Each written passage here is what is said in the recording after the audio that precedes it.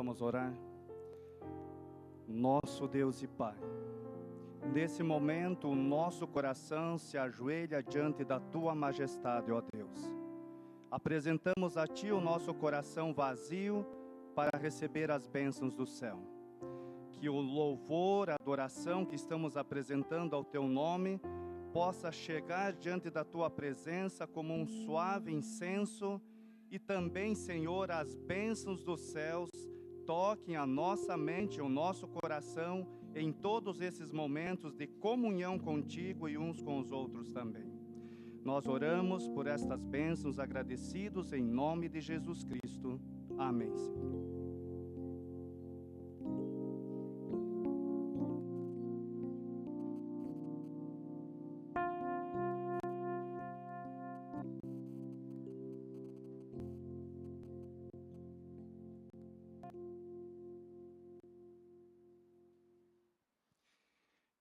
Querida família da comunidade Espaço Alfa, que alegria encontrá-los nesta manhã de sábado, que alegria rever os nossos amigos e também fazer novas amizades.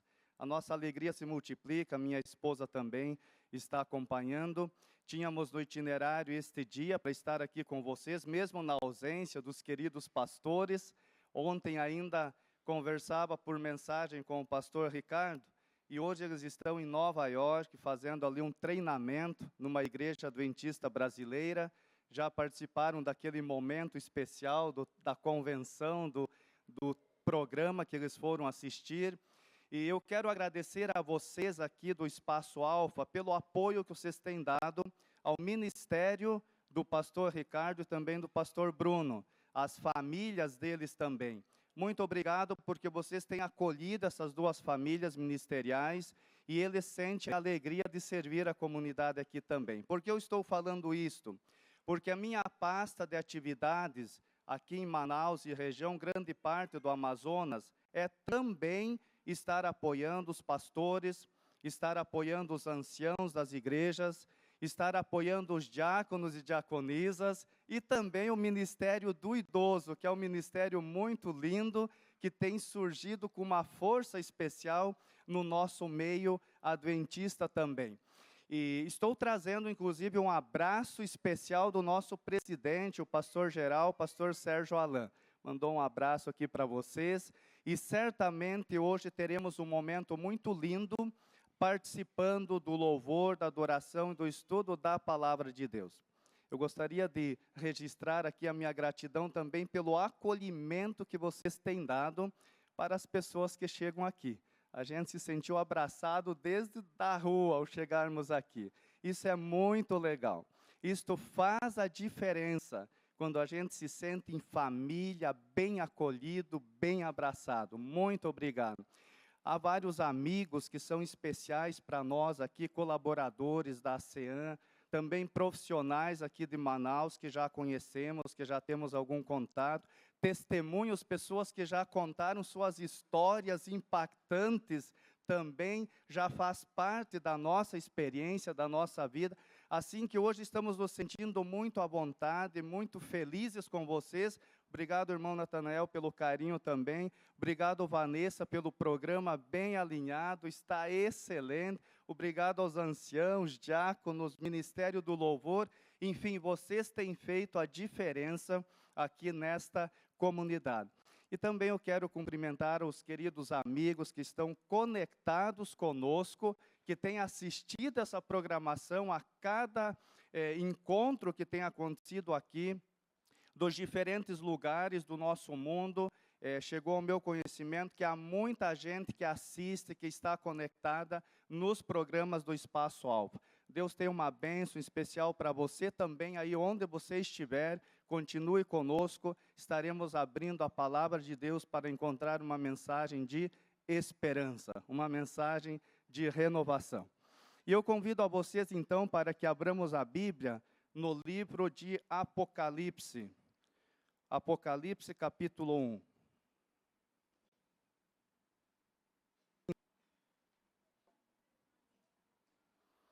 O livro da revelação do nosso Senhor Jesus Cristo.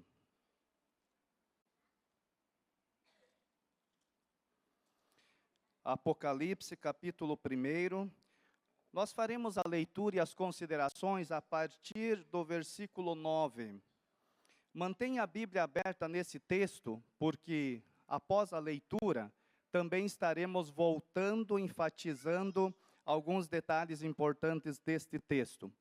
Apocalipse, capítulo 1, começando com o versículo 9.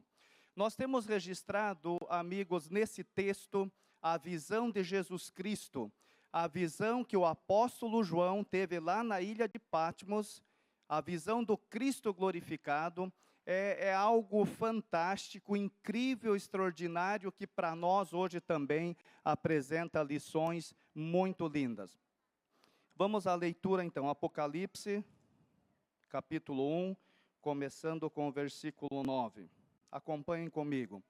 Eu, João, irmão vosso e companheiro na tribulação, no reino e na perseverança em Jesus, achei-me na ilha chamada Patmos, por causa da palavra de Deus e do testemunho de Jesus.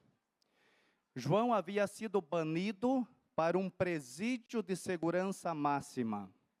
E é interessante que para a ilha de Patmos, para aquela prisão, eram enviados criminosos, pessoas perigosas para a sociedade, mas João, diz o texto, que foi enviado para lá por qual razão? Por causa da palavra de Deus e do testemunho.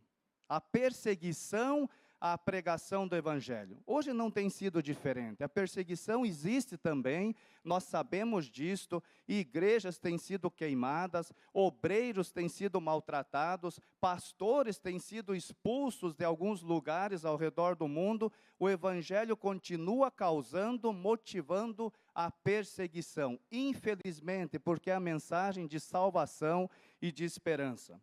O versículo 10 diz: achei-me em espírito no dia do Senhor, e ouvi por detrás de mim grande voz como de trombeta. Então, João está ali naquele contexto, como prisioneiro, numa realidade difícil, tinha tudo para estar deprimido, talvez desanimado e até questionando o próprio Deus, porque estava em um presídio, sendo que ele havia sido pregador do Evangelho. Mas, queridos, eu quero dizer algo para você: Jesus nunca abandona seus filhos. As tribulações vêm, as aflições aparecem, as circunstâncias são adversas, mas Jesus jamais abandona aqueles que se voltam a Ele com um coração cheio de anelo, de um desejo de serem tocados, de crescerem, de terem um estilo de vida de acordo com os princípios do céu. E olha o que acontece nesse momento em que João está ali aprisionado. Versículo 11, então essa voz que ele ouve como voz de trombeta, ela diz: o que vês, escreve em livro, manda 7 igrejas. Poderiam repetir comigo quais são as 7 igrejas? Qual é a primeira? Éfeso, Esmirna, Pérgamo, Tiatira, Sardes, Filadélfia e Laodiceia. Verso 12. Voltei-me para ver quem falava comigo, e voltado vi 7 candeeiros de ouro. Olha que interessante, 7 candeeiros de ouro, versículo 13. E no meio dos candeeiros, um semelhante a filho de homem, com vestes talares e cingido à altura do peito, com uma cinta de ouro. Agora vem a pergunta: o que simboliza esses 7 candeeiros? Vamos ao versículo 20, do mesmo capítulo. O verso 20 traz a resposta para nós. O que simbolizam os 7 candeeiros que João vê, e no meio deles alguém semelhante ao Filho do Homem? Quanto ao mistério das 7 estrelas, que viste na minha mão direita, e aos 7 candeeiros de ouro, as 7 estrelas são os anjos das 7 igrejas, e os 7 candeeiros são o quê? As 7 igrejas. Olha que texto interessante. João vê em visão os 7 candeeiros, e em meio a eles um semelhante ao Filho do Homem, que é a pessoa de Jesus Cristo. E agora o texto diz que os 7 candeeiros representam as 7 igrejas. E no panorama profético, o que é representado pelas 7 igrejas? Os 7 períodos da história eclesiástica, os 7 períodos da igreja. E qual é o último? Laodiceia, é o tempo do fim. Quem é que estava em meio aos 7 candeeiros? Jesus Cristo. E os 7 candeeiros eram as 7 igrejas, e as 7 igrejas são as 7 fases da história eclesiástica. O que isso ensina para mim hoje? Que Jesus Cristo sempre esteve presente com a igreja, amém? Em todas as fases da história da igreja, em todas as fases da história do mundo, Jesus sempre esteve presente, Ele estava ali no meio, caminhando em meio aos candeeiros. Queridos, mesmo na época dos mártires, Jesus estava presente com seus filhos, no tempo do Coliseu Romano, no tempo da Santa Inquisição, da perseguição acirrada contra os cristãos, Jesus estava presente com o seu povo. Diz os historiadores que enquanto os mártires queimavam nas estacas, eles cantavam. Queridos, parece que Jesus como que anestesiava estes homens para não sentirem a dor das chamas. E o mais lindo disso é que isto me dá a certeza de que Jesus está conosco hoje aqui no Espaço Alfa, amém? Ele está aqui no nosso meio, queridos. Esse Jesus glorioso, esse Jesus poderoso, está aqui para nos abençoar também, porque Ele jamais abandona a sua igreja e os seus filhos. É uma mensagem linda, mas vejamos juntos, queridos, como Jesus se apresenta para o apóstolo João nessa visão, a visão do Cristo glorificado. Agora voltemos aqui ao versículo 14. O versículo 14 já traz uma linda característica também. Diz o texto que a sua cabeça, ou a cabeça deste personagem que João via em visão, a sua cabeça e cabelos eram de que cor? Brancos como o quê? Como a alva lã, como o que mais? Como a neve. Brancos mesmo. Imaginem comigo, qual é a simbologia da cor branca? Paz, pureza, limitação também, não é mesmo? Eu lembro do meu querido vovô, faleceu com seus 90 anos de idade. Uma vida, mas há uma limitação. Chegou um momento em que descansou, cabelos brancos, estavam branquinhos os cabelos dele. Eu vejo aqui a simbologia da própria encarnação de Jesus Cristo, desse Cristo glorificado. Cabelos brancos, ele também foi humano, ele passou pelo que nós passamos. Ele conheceu a realidade do ser humano. Ele também foi divino humano um dia, mas ele também é um ser puro, é um ser de paz, a cor branca, cabelos brancos. Jesus é esse personagem puro, esse personagem que traz paz à minha vida, que comunica segurança para mim, porque eu vejo nele alguém que conhece as minhas lutas, e é por isso que pode me ajudar, porque ele também passou por onde eu estou passando hoje. Mas há um outro detalhe interessante, cabelos brancos, na sequência do versículo 14, diz que os seus olhos eram como o quê? Como chama de fogo. Imagina comigo esses olhos poderosos, os olhos de Jesus como chama de fogo. Eu vejo aqui, amados, a simbologia da onisciência de Jesus Cristo. Ele vê todas as coisas. Esse olhar alcança onde o olhar humano não alcança. Amado, Ele conhece o histórico da sua vida. Ele sabe das aflições que você tem passado. Aquela lágrima que ninguém viu e você deixou escapar no seu íntimo, Ele conhece, está registrado, porque Ele é onisciente. Ele vê todas as coisas. Isso traz segurança para mim, porque o meu Jesus é o Jesus que me conhece. Eu olho para vocês e poderia dizer a alguns, eu conheço um pouquinho. Já conversei há algum tempo com algumas pessoas que estão aqui, outros é a primeira vez que estou vendo, mas mesmo assim eu não tenho como dizer eu te conheço, porque eu não sei a história da sua vida, mas Ele sim sabe. Ele sabe de todos os momentos que você lutou, que os teus sonhos se quebraram, que você fez de tudo e não conseguiu, que você chorou, que você lamentou. Ele conhece aqueles fracassos, derrotas da nossa vida, porque Ele é onisciente, Ele vê todas as coisas. Eu louvo a Deus, porque Jesus Cristo é onisciente, é o Cristo glorificado do Apocalipse. Além dos cabelos brancos, olhos como chama de fogo, diz o versículo 15, que os seus pés eram semelhantes a quê? Ao bronze refinado, ou ao bronze polido, como que é refinado numa fornalha. Imagina comigo esses pés. Que pés poderosos, os pés de Jesus Cristo. Por onde esses pés passaram, queridos, o caminho ficou livre, ficou um caminho seguro. Onde os pés de Jesus tocaram, Ele deixou pegadas que nos dão segurança para caminhar por ali também. O problema é que o ser humano busca atalhos muitas vezes, desvia o caminho. Vocês sabem que os desvios, eles são perigosos.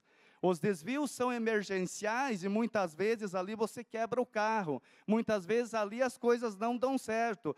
Os desvios estão cheios de armadilhas na vida espiritual. Usar os desvios, os atalhos, é encontrar as ciladas, as tentações, as armadilhas de Satanás, do inimigo.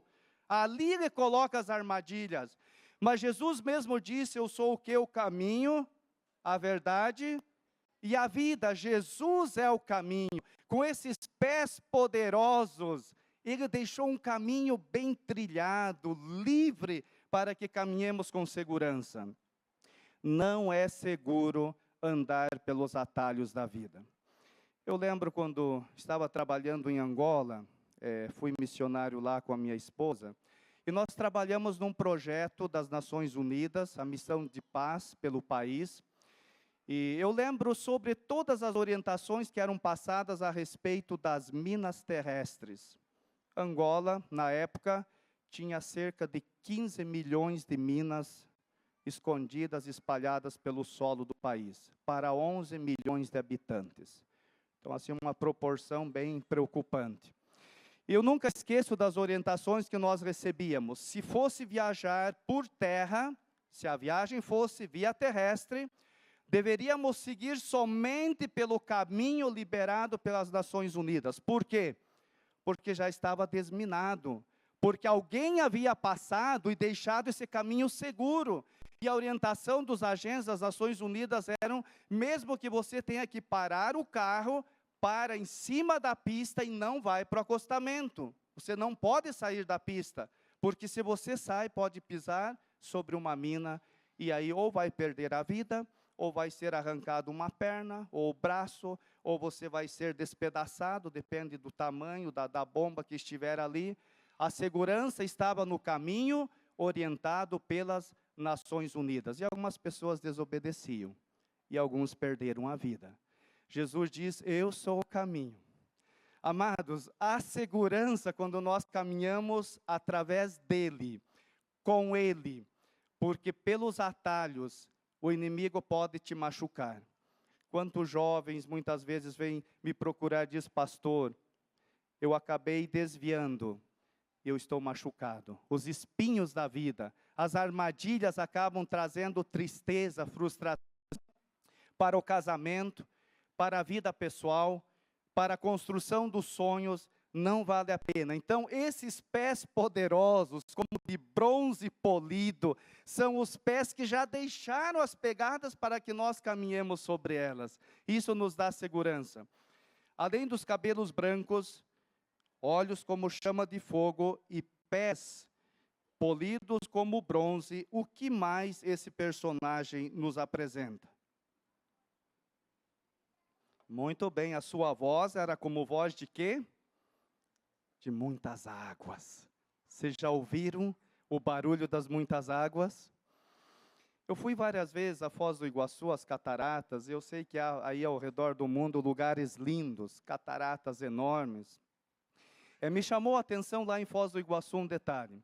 Você vai por aquela passarela até o mirante que está bem de frente da maior queda d'água de Foz do Iguaçu. Quando você chega naquele mirante, você olha à sua frente, ali está a garganta do diabo. Um nome feio, mas é o nome que dão ali para aquele abismo. Você olha à sua frente, está a maior queda d'água ali daquela região. Você tenta conversar com as pessoas que estão à sua volta e não adianta, porque o barulho das muitas águas é ensurdecedor. Você não consegue se comunicar com as pessoas. Agora imagina a voz de Jesus Cristo. Imagina o poder dessa voz, como voz de muitas águas. Amados, essa é a voz que um dia falou: haja luz, e houve luz. Essa é a voz que um dia falou: apareçam as plantas, os animais, e tudo foi criado. É a voz poderosa da criação, mas também é a voz que hoje fala a nossa consciência e diz: meu filho, não é por aí. Isso não está legal. Isso vai te deixar fora do céu. É essa voz que tem falado a nossa vida hoje. Meu filho, decida, não continue esperando, não vale a pena, por que esperar? Hoje é o dia da salvação, entrega a vida a Jesus hoje. É essa voz que trabalha com a nossa mente, com o nosso coração, é a voz do Cristo glorificado, amém?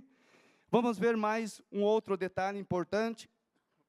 Cabelos brancos, olhos como chama de fogo, pés semelhantes ao bronze polido, voz como de muitas águas. E diz o versículo 16 que ele tinha na mão direita 7 estrelas. E da boca saía-lhe o quê? Uma espada. Mas como era essa espada? Uma espada afiada. E qual era o estilo dessa espada? Era de 2 gumes, de 2 filos. Ela cortava pelos 2 lados. Olha que espada interessante. E João vê essa espada saindo da boca do Cristo glorificado. Qual é a simbologia que nós temos aqui? Essa espada representa o quê? O que é representado pela espada que sai da boca de Jesus? A palavra de Deus. É a palavra poderosa, revelada, que sai da boca do Cristo glorificado. Queridos, é essa palavra, é essa mensagem que tem o poder de transformar, de alcançar, de renovar, de fazer levantar. Às vezes a gente tenta buscar a solução nas filosofias humanas, na argumentação humana, nas tradições. Amados, o poder está nessa palavra. É a única espada que alcança onde havia feito estágio, onde havia muitos amigos, para revê-los, para contar o testemunho da África para eles.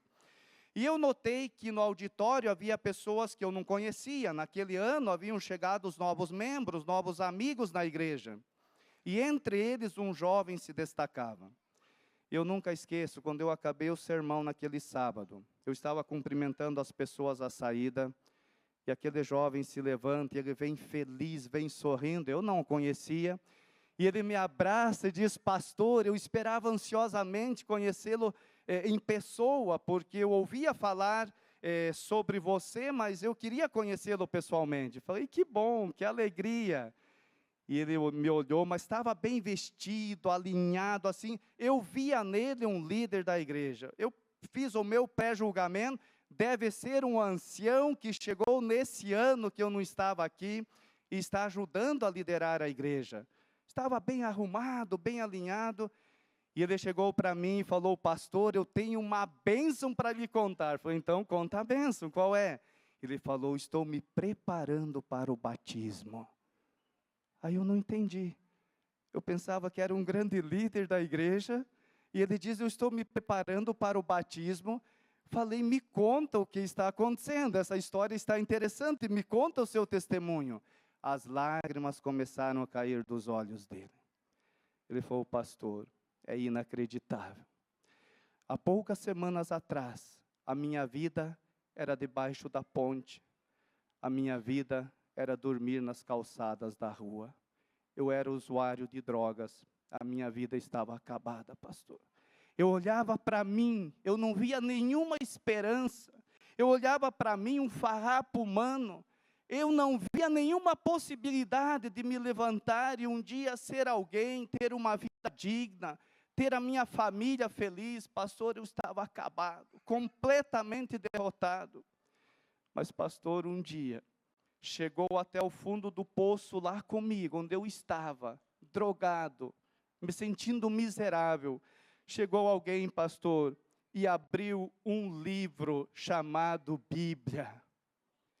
E me falou de Jesus Cristo. E me mostrou uma esperança. E pastor, eu senti naquele momento, parecia que um raio de esperança apareceu no horizonte da minha vida. E aquilo me tocou, pastor. Eu falei, fala mais, volta a falar comigo. E essa pessoa não desistiu de mim.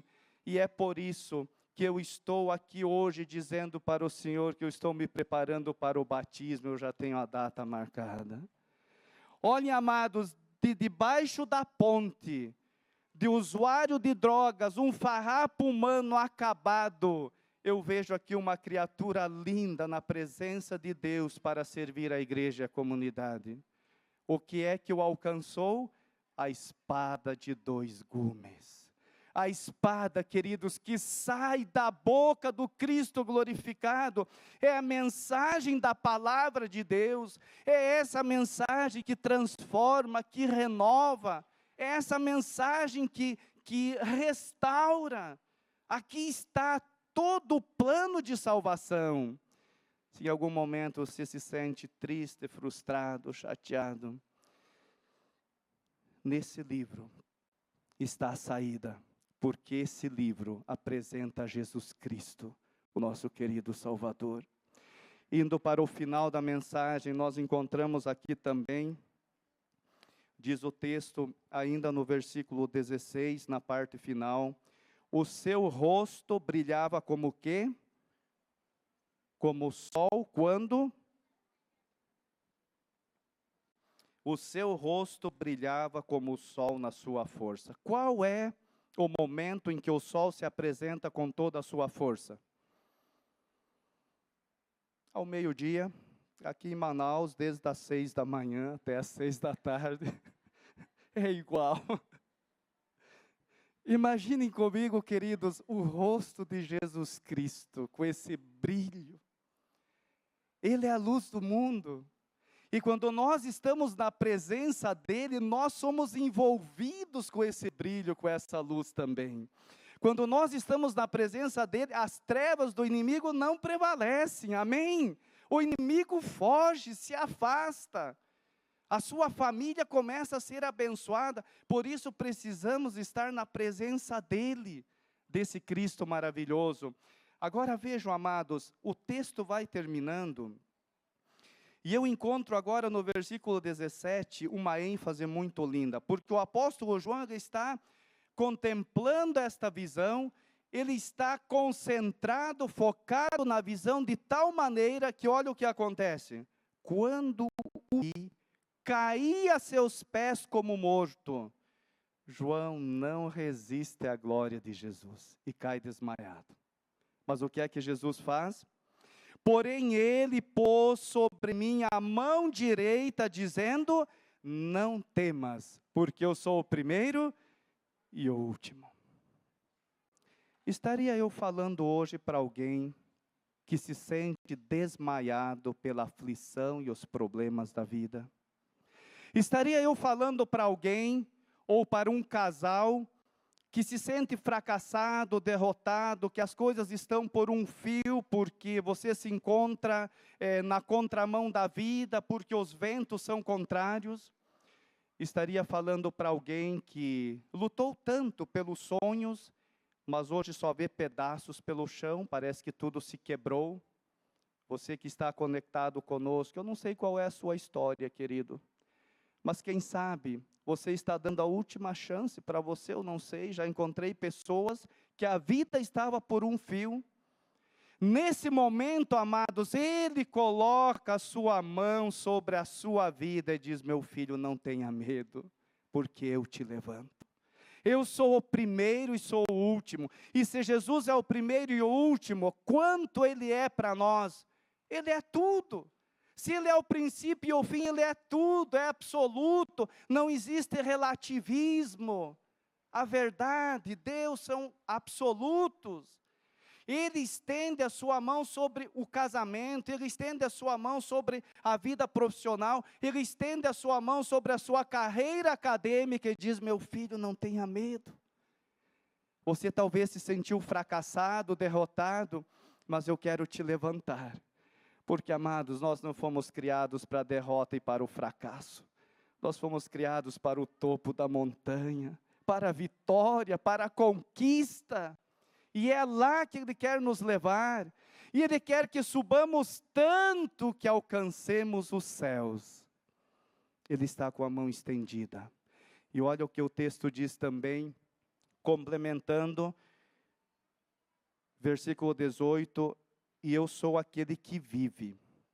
Estive morto, mas eis que estou vivo pelos séculos dos séculos, e tenho o quê? As chaves da morte e do inferno. Jesus Cristo, Cristo glorificado, é um Deus vivo. A tumba está vazia, Ele ressuscitou. Amados, eu termino contando a história de uma semana de oração que eu fiz em Denver, no Colorado. Moramos alguns anos nos Estados Unidos. E naquela época nós estávamos morando em Austin, capital do Texas, e recebemos um convite para uma semana de oração, de reavivamento da família, no estado do Colorado. Então viajamos, fomos de carro para ir conhecendo o território, uma viagem interessante, cruzamos quase todo o estado do Texas, e ali você vê as fazendas, os cowboys, aquela vida texana mesmo. Cruzamos um pouquinho do Novo México, que é a área desértica, e você conhece um pouco da tristeza do ambiente do deserto. E depois entramos no Colorado. Queridos, aí muda tudo. Aquelas montanhas majestosas, cobertas de neve que não derrete nunca, parece tocar no céu. Não tem como não parar para tirar foto e gastar um momentinho. E era período de inverno, era fevereiro, a neve estava caindo, uma cena muito linda. E finalmente chegamos, depois de um dia e tanto de viagem, nós chegamos em Denver. Uma igreja linda, mais ou menos 500 membros, uma igreja que fazia parte da obra hispana naquela região dos Estados Unidos. E ali nós passamos uma semana completa com aqueles irmãos, amigos, falando sobre família, palestras de reavivamento familiar. Eu nunca esqueço, naquela terça-feira à noite, eu despedi o auditório, terminei a pregação, fui cumprimentar as pessoas, a minha esposa estava ao meu lado. Dali a pouco, uma senhora que assistia todas as noites, todos os programas, uma esposa distinta, uma líder da igreja, uma mãe dedicada, uma pessoa bem posicionada socialmente, ela chama a minha esposa e diz: eu preciso falar com a senhora um pouquinho. Então a minha esposa vem até a frente, o primeiro banco da igreja, e eu continuei despedindo as pessoas. Dali a pouquinho a minha esposa vem e fala: meu bem, eu preciso da tua ajuda. Eu falei: ok, daqui a pouquinho eu vou lá. Preciso terminar de despedir os nossos amigos. Quando todos saíram, estava ali no primeiro banco aquela senhora, minha esposa, e eu cheguei ali também. Eu encontrei um quadro, amados, que eu nunca havia visto até então. Uma senhora distinta, chorando, mas chorando, agonizando, como uma criança que não encontra consolo. Não tinha o que fazer, me assentei e esperamos. Esperamos passar a agonia do choro e da tristeza. Quando ela recuperou as palavras, isso me chamou a atenção, esse ponto que eu quero mencionar, tocar com vocês, enfatizar com vocês. Quando ela retomou as palavras, recuperou a voz, ela me olhou e falou: pastor, fazem 13 anos que eu me sinto um lixo. Eu não sei se alguma vez você se sentiu um lixo, se sentiu nada, ninguém, fracassado, derrotado. Mas é um sentimento muito difícil. Queridos, eu quero dizer uma coisa para vocês. Se o sentimento de culpa talvez está mexendo com você, se há feridas na sua vida, nesse momento Jesus Cristo continua com o braço estendido sobre você, dizendo: meu filho, é eu que te levanto, é eu que te restauro, eu sou o Deus vivo, eu tenho um plano de salvação para você, eu quero que você seja feliz, eu quero que você alcance uma dimensão de alegria, de satisfação que talvez nunca sentiu antes. Eu tenho um céu para você. E o texto termina dizendo que esse Jesus tem as chaves de quê? Da morte e do inferno. A minha última pergunta: se Jesus tem as chaves da morte, se Jesus tem as chaves da morte, teria ele todas as chaves? Porque parece que se eu consigo dominar a morte, então eu tenho domínio sobre tudo, não fica nada mais de fora. Amados, eu passei aqui nesta manhã para dizer para vocês que mesmo tendo as chaves da morte, Jesus não tem todas as chaves. Sabem quando é que ele vai ter todas as chaves? No momento que você e eu entregarmos para ele a chave da nossa existência, a chave do nosso coração. Aí sim, ele terá todas as chaves. Você já entregou a chave da sua vida para Jesus? O problema é que às vezes nós entregamos uma cópia. Às vezes nós entregamos chaves de alguns ambientes da nossa vida. Ele precisa da chave mestre. Ele precisa daquela que ele tem acesso em todas as circunstâncias da nossa vida. Por que eu menciono isto? Outro dia um jovem, depois de uma pregação, me procurou e falou: pastor, o senhor é a única pessoa que eu estou sentindo condições de falar, de abrir a minha vida, eu não aguento mais. Eu falei: o que foi, meu amigo? Estou aqui para te ajudar. Falei: pastor, eu não aguento, já fazem vários anos, há uma situação na minha vida, é aquela sala pequenininha, lá na vida, trancada, fechada, aquele vício, aquele pecado acariciado. Pastor, eu não aguento, é um sentimento de culpa que me mata, me ajuda, o que eu faço? O que faltava era aquele jovem entregar a chave para Jesus daquela pequena sala da sua vida também. Falei: no momento que Jesus entrar ali, vai acabar a tua agonia. Eu não sei se é a sala do sótão, se é a sala de um outro espaço da nossa vida, mas queridos, nesta manhã, é o momento de dizer a Jesus: Senhor, aqui está a chave mestre, Senhor, entra e passa por todas as circunstâncias da minha existência, naquela sala da dúvida, do medo, do temor, da indecisão, passa ali, meu Deus, me ajuda, aqui está a chave, porque eu quero restauração, eu quero recomeço. Querido amigo que está conectado conosco, também não deixe de entregar a chave mestre da sua existência a Jesus. Ele está esperando, Ele quer realizar milagres na sua vida, mas Ele não vai fazer se nós não permitirmos, se nós não desejarmos. Eu convido o Ministério de Louvor. O Ministério de Louvor vai apresentar uma música para fortalecer esse nosso momento de reflexão, de comunhão. Nós estaremos terminando com este louvor. Enquanto eles estiverem cantando, apresentando esse louvor a Deus, para nós, para fortalecer a nossa fé, eu gostaria, querido, que você refletisse nesse detalhe, nessa ênfase da mensagem. Já tenho eu entregado a minha chave, a chave da minha vida para Jesus, gostaria de fazê-lo hoje. Ele conhece a sua história, Ele sabe de todos os detalhes do histórico da sua vida, do seu matrimônio, das conquistas, dos projetos de família.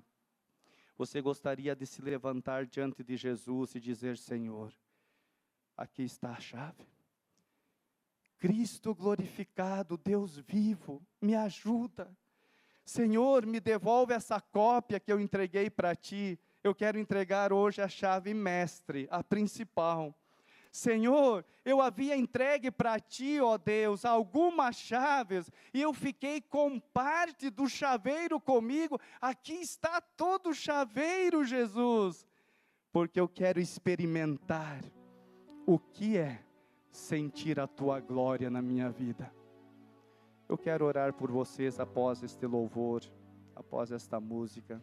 Eu quero pedir a bênção do céu, mas eu gostaria de ver você se levantando diante de Jesus, entregando a chave da sua vida a Ele, colocando diante dEle as cargas, as preocupações, as aflições, as angústias e também as vitórias, as conquistas.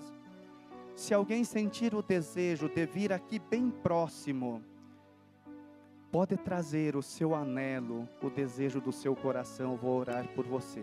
Não sinta-se constrangido, pode vir aqui diante do palco. Eu vou orar por você. Venha com a família, o casal, você jovem, levante-se, ou aí onde você está. Saiamos hoje deste santuário, na certeza de que fomos tocados pela mão do Cristo glorificado.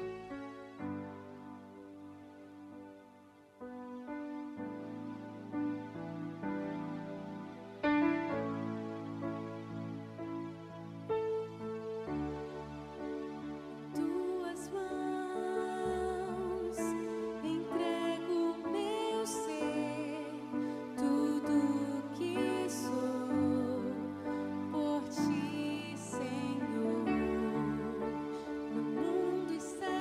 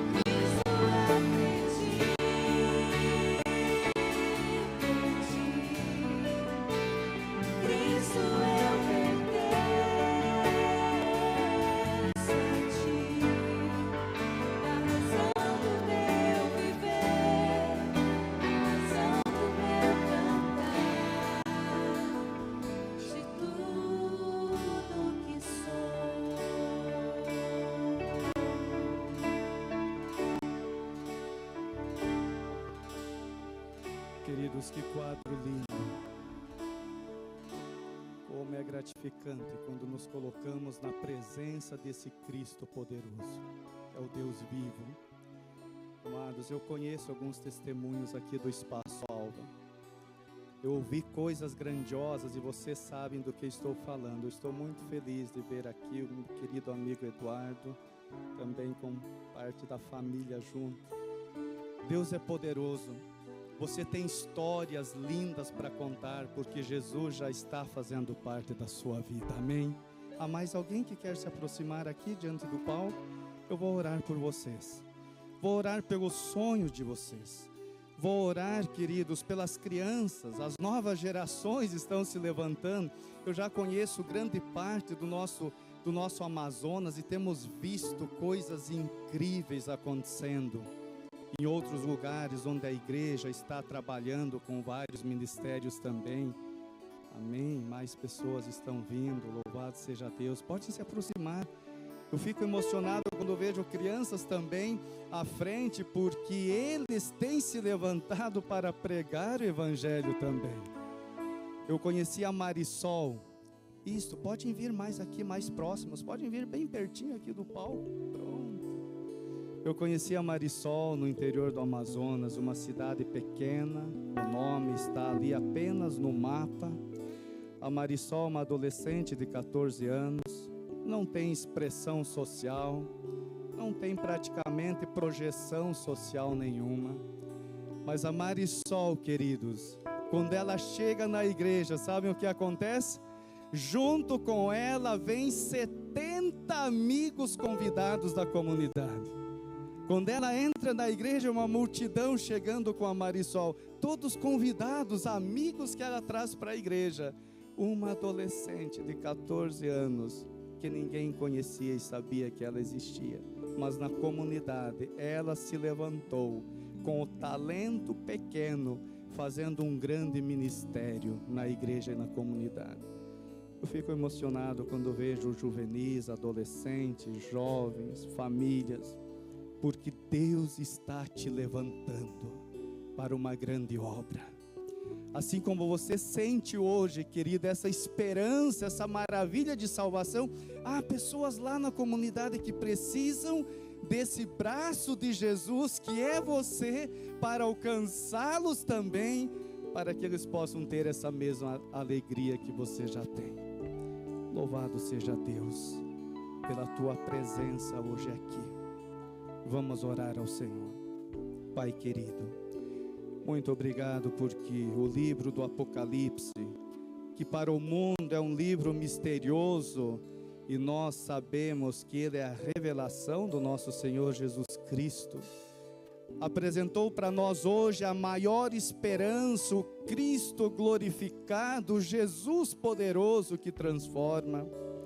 O apóstolo João lá na prisão, na ilha de Patmos, teve essa visão gloriosa. Mas é uma visão que transcende os séculos, os milênios. É uma mensagem que nos alcança hoje também.